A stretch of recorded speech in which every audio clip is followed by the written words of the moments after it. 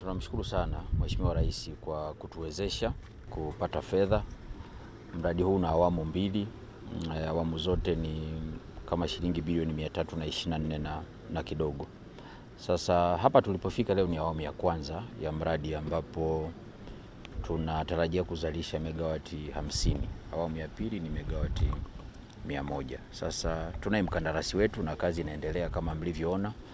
Hii ni awamu ya kwanza sisi kama TANESCO kuwa na mradi wa uzalishaji wa umeme kwa kutumia nguvu ya jua. Kwa tunamshukuru Mheshimiwa Rais kutuwezesha na kutupa hizo fedha na kazi inaendelea.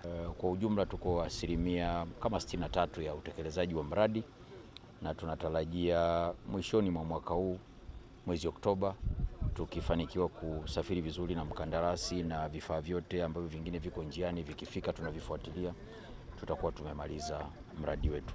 Na tunaomba wananchi waelewe kwamba tunafanya kila linalowezekana kuhakikisha tunamaliza mradi na tunaongeza umeme kwenye grid ili tuwe na umeme wa kutosha.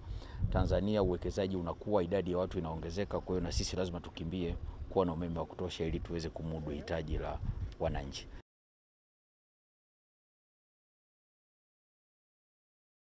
Mradi bado uko kwenye hatua ya ujenzi, umefikia asilimia 63.3. Huu ni mradi wa teknolojia ya sola ambao ni safi, haichafui mazingira. Mradi wa teknolojia ya sola una faida nyingi. Kwanza ni kupunguza hewa ya ukaa kwenye mazingira, kwamba tutakuwa na uwezo wa kuzalisha umeme bila kuchafua mazingira. Lakini pia kingine, huu mradi utaongeza uzalishaji kwenye gridi ya taifa. Kwa hiyo tutaongeza kiwango cha umeme kwenye gridi ya taifa.